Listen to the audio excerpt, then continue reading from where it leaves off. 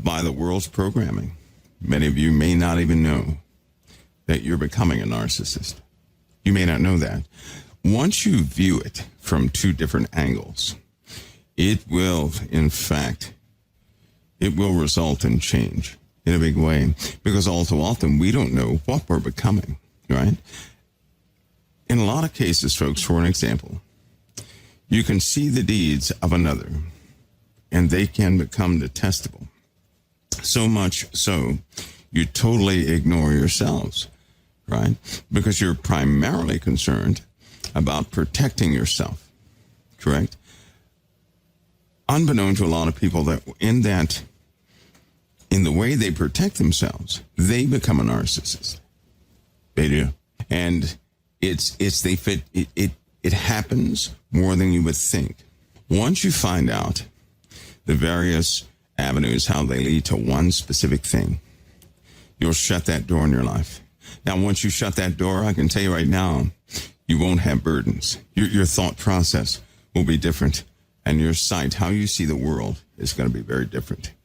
You know those pressures that you feel by society?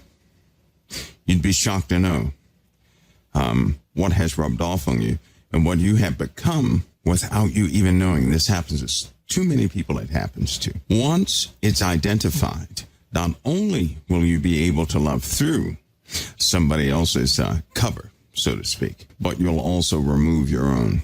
You'll finally present yourselves to everybody else as who you are, without burden, without weights. How many of you send texts back and forth to each other? I would say at least 90% of you do that.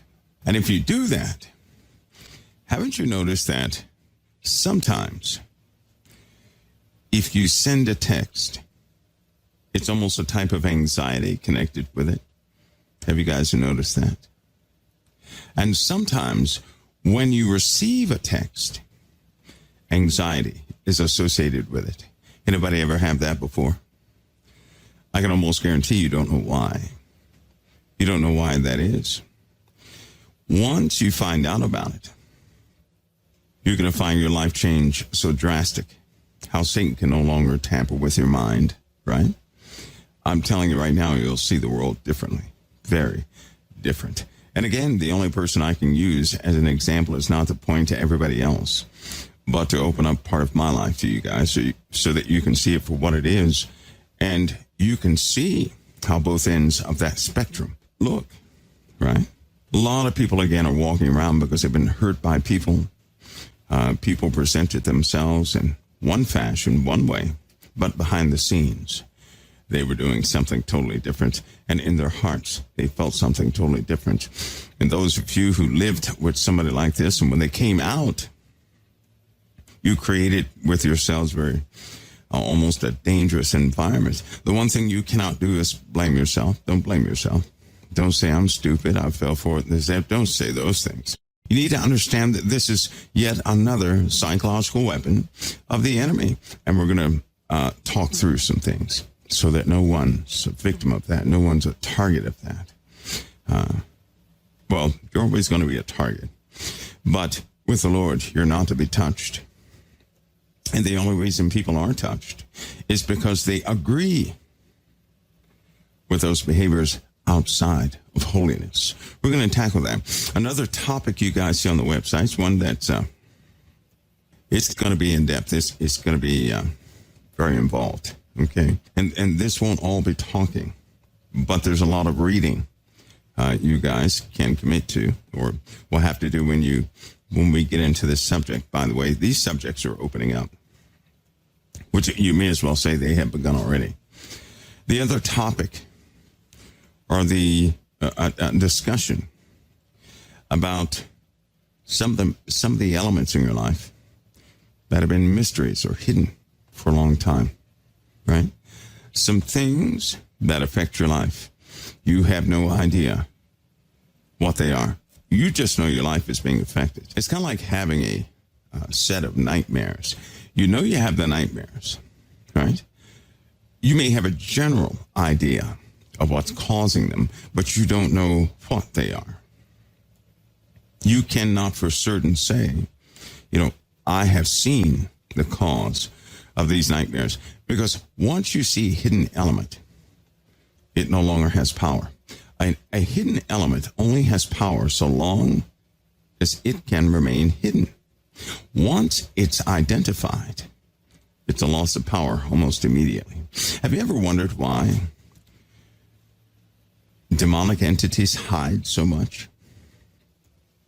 Why they don't want anybody to know exactly what they are, their true nature, or anything else. They don't want that to be known. How they work, they're always working.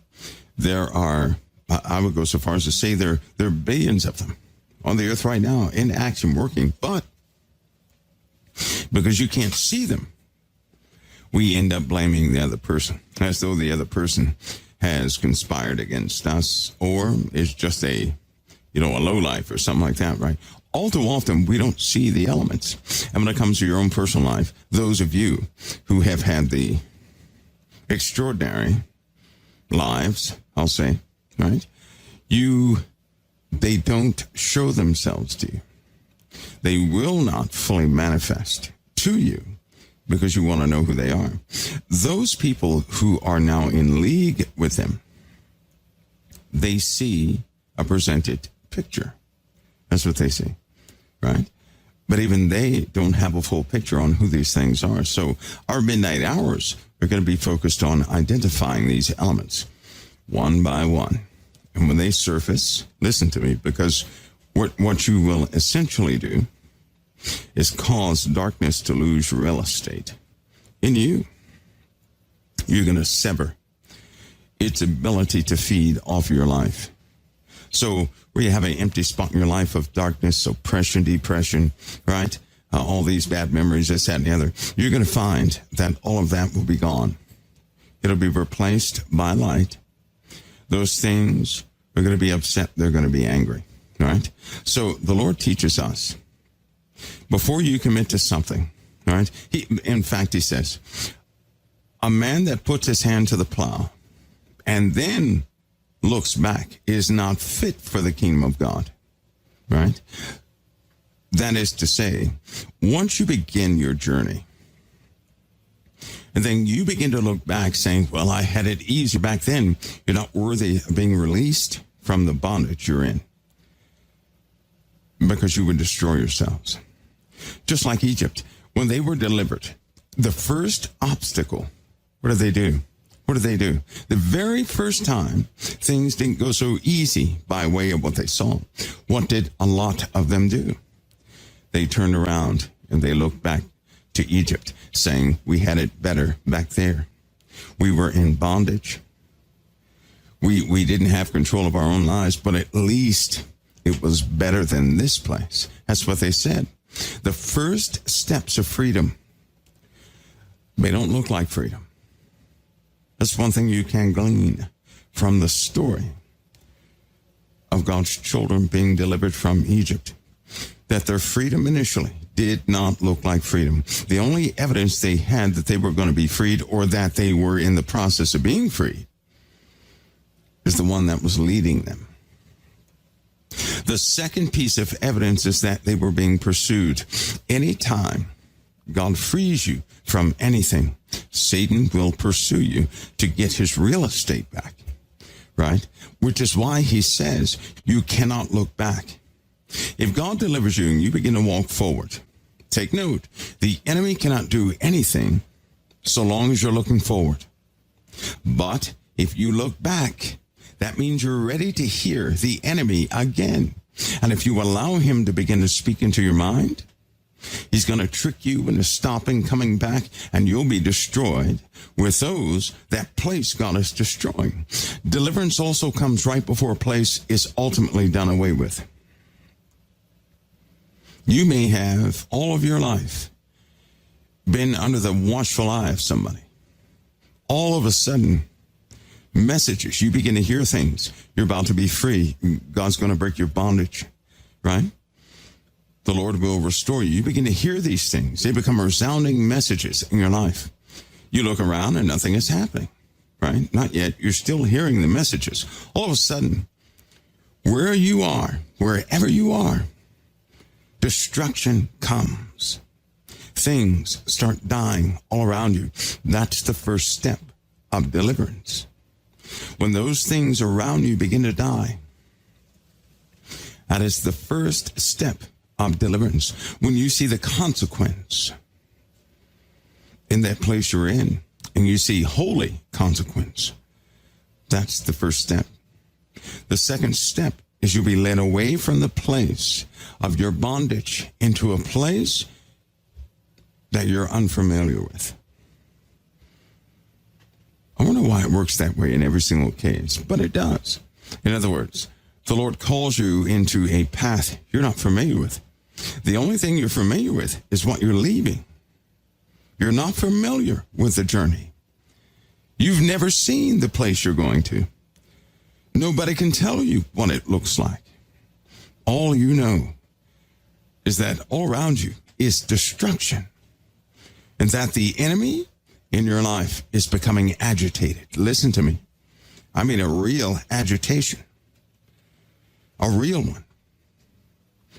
That's the first step. That these are first steps in God's deliverance of you, and they are modeled after the freedom of God's children. There's even a wilderness where you're fed. Don't be afraid of the wilderness term. You know why? They ate manna. They ate a substance so rich in nutrients, so satisfying that they had no health conditions. Isn't that something? Their skin was preserved. When they came out of the wilderness, most people don't know this, but when they looked upon them, they said they have newness of skin, even the old people. Their skin was new. They had whiteness of teeth from eating manna. So they were eating a substance they were unfamiliar with, but was healing them every single day, getting their vessels ready to endure any and everything. I noticed, too, it's so funny, I noticed, when they were in Egypt, they had physical complaints. When they left Egypt, they had zero physical complaints. No physical complaints whatsoever. They did complain about eating the same thing every single day, but all the complaints they had in bondage, they didn't have anymore. They had no physical. Nobody walked around saying, "Oh, my lower back is killing me from all the bricks I lifted." Nobody. Nothing. Nothing. They didn't walk around and say, "Oh, this sprained ankle. You know, when I was working so hard, it's just, it's about to rain or something," because they didn't do that. They were put back in perfect health. Why did God do that? Why did he do that? Why did he give them manna? How come he just couldn't direct animals to come up to them and just lay down in front of them so they could eat the meat or whatever the case was? Why manna? Because it represents something. Did you notice how God did not initially give them quail? He did not initially give them meat. He gave them a supernatural substance that was perfect for their bodies. Listen, for their bodies. It sustained their bodies. It was perfect for their bodies. Why did he do that? Because he was bringing them to a place where they would have to operate. God foresaw everything before they actually did. He knew exactly what he was going to do. And they had to be healthy for both the trip and for the occupation and for the wars that took place and for the commandments. In other words, he conditioned them so that they could fulfill every single word he gave them. And I noticed no one had physical complaints. So they left the one place and they saw it being destroyed.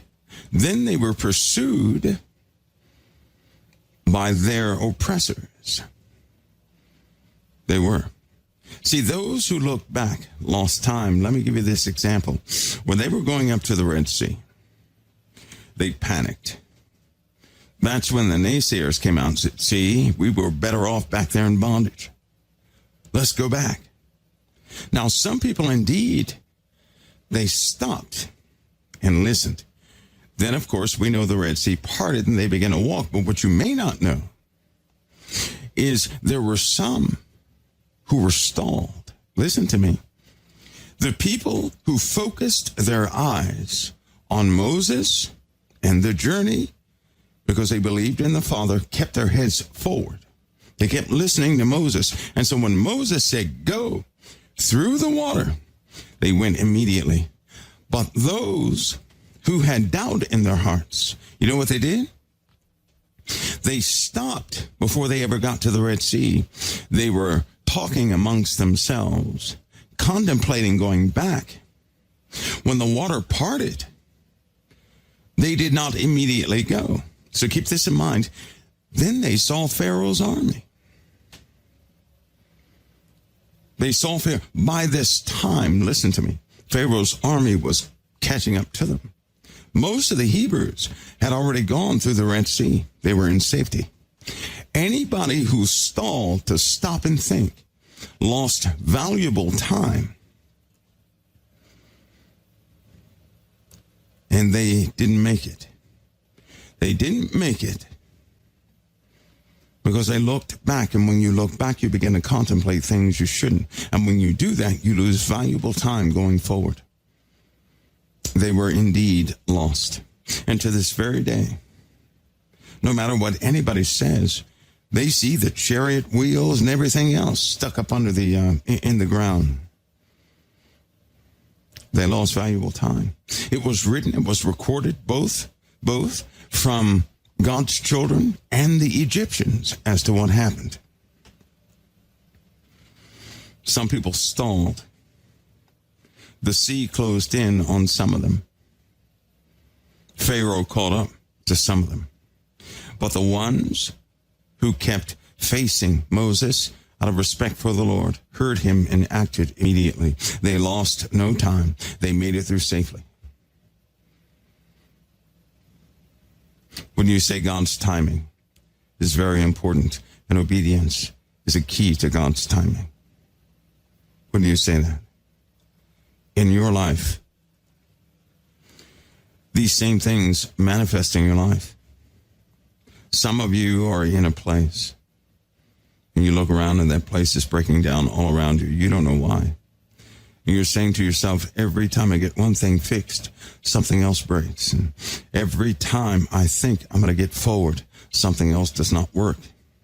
I'll tell you something. That's because you want to stay.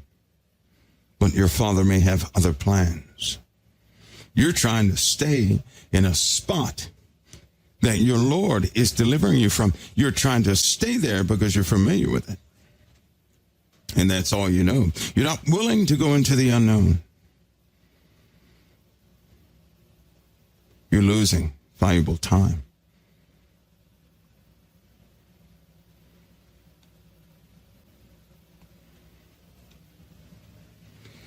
There are a variety of elements hidden in a person's life that when they are seen for what they are, you realize not one word that God ever spoke was absent from my life.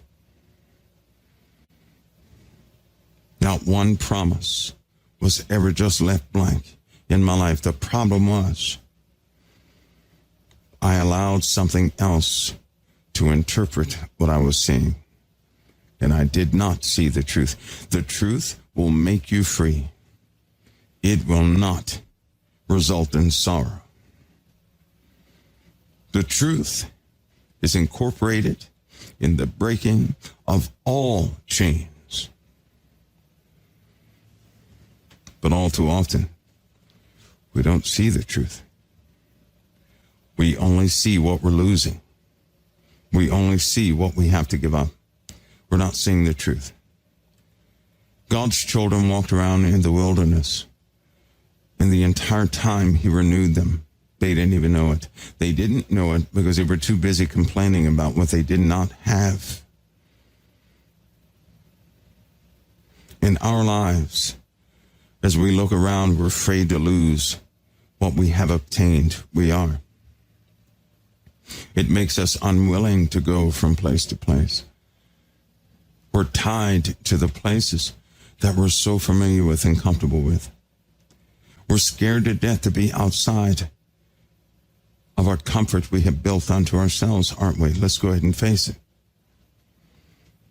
There are hidden elements in your life that maximize these thoughts and these feelings and these ideas. And I'm telling you now, once they are known for what they are, they're no longer hidden and they will flee. And when they flee, they're not going to be happy. But you will. You're going to have joy. See, because unlike the Israelites at the time who did not know where they were going, you are to know exactly where you're going. Oh my. You're not to walk blind anymore because we have the Christ and they did not.